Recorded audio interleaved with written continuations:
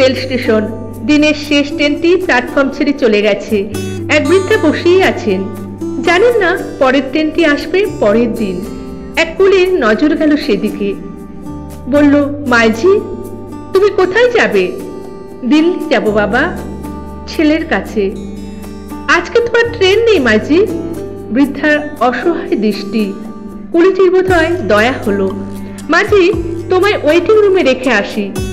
তাই চল বাবা, কি আর করব। তোমার ছেলে বুঝি দিল্লিতে থাকে? হ্যাঁ বাবা।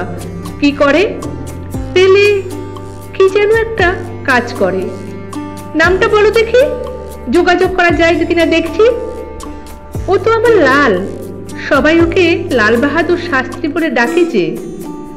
তিনি তখন ভারতীয় রেলওয়ে ক্যাবিনেট মিনিস্টার। মুহূর্তের মধ্যে গোটা স্টেশন তোলপাড়। কিছুক্ষণের মধ্যেই চলে এলো সালুন কার। বৃদ্ধা অবাক, তার ছেলের এত ক্ষমতা। লাল বাহাদুর কিছুই জানতেন না। সমস্ত আয়োজন করেছিল ভারতীয় রেল। পরিশেষে একটি কথা, এমন মা না হলে অমন ছেলে হয়।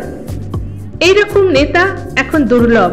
এরা ক্ষমতার প্রতিপত্তির জন্য পদে বসেননি, এরা পদকে অলঙ্কৃত করেছেন।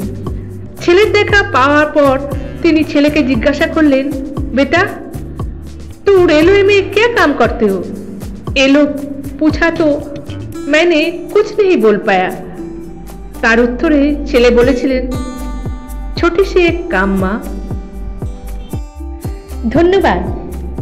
ভিডিওটা ভালো লাগলে আমার চ্যানেলটা সাবস্ক্রাইব করে বেল আইকনটা পুশ করে দেবেন, কারণ পরবর্তী সুন্দর সুন্দর গল্প বা কবিতা আপনাদের কাছে নিয়মিত পৌঁছে যাবে।